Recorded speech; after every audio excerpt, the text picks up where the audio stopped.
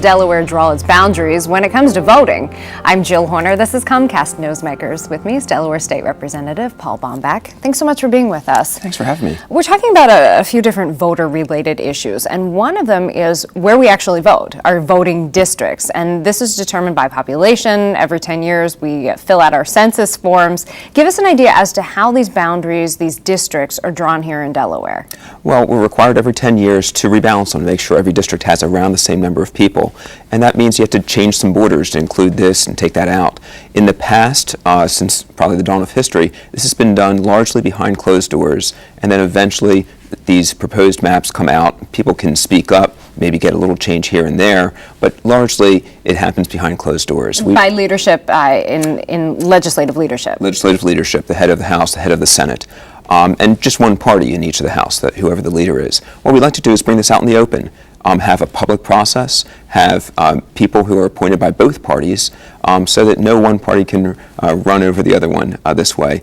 Last year, for instance, or not last year, but this last time, 2011, the Senate took one neighborhood, Brookside in Newark, and divided it into 3 Senate districts. There's only 21 Senate districts in the whole state. 3 of them got a piece of this one community. That's not good. That's not right. You should need to make sure that these communities stand on their own so that they have some ownership and that you've got a representative who can really represent the neighborhoods. And the public, though, did have input after these maps were initially put out.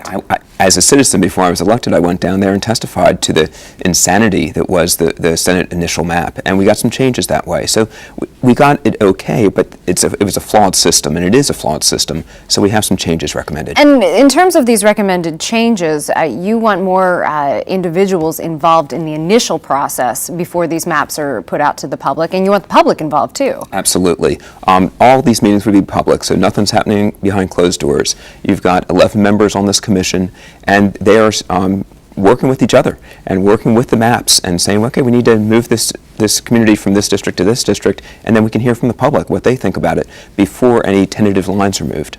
And any potential changes would be put in place for 2021 after the next census. Correct.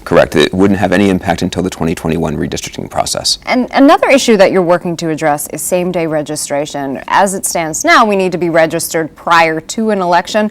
What would this change mean, and what are you hoping to accomplish in potentially making this change in terms of things like voter turnout? Sure. There's been states like Minnesota that have had this since the 70s. And this enables somebody on election day to say, geez, I moved 4 months ago and I changed some things, but I didn't get around to the Department of Elections. But I've got my license, my photo ID, and myself, and I've got my cable bill. So I'm just going to walk down to the polls, show that I am indeed a voter in this, a resident of this district, entitled to vote. You already have Department of Elections people there who can process that and then enable them to vote right then. It's usually around 2% of the vote for these states that have had it for years and years, and it's just people who didn't get a chance to update their records that way. But as it stands now, people need to be registered prior to the election, and it varies in terms of the time frame yes. for elections.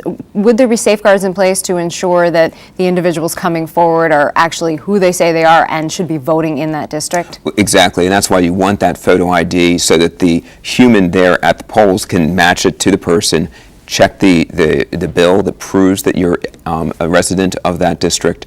So that's actually a little bit safer than having something mailed in where you can't match the person to the photo ID. And you're not calling for photo IDs for elections in general, just for same-day registration? If you're already registered, no, in Delaware you're not required to have a photo ID. Thanks for being with us. Thanks for having me. We've been talking with Delaware State Representative Paul Baumbach. I'm Jill Horner.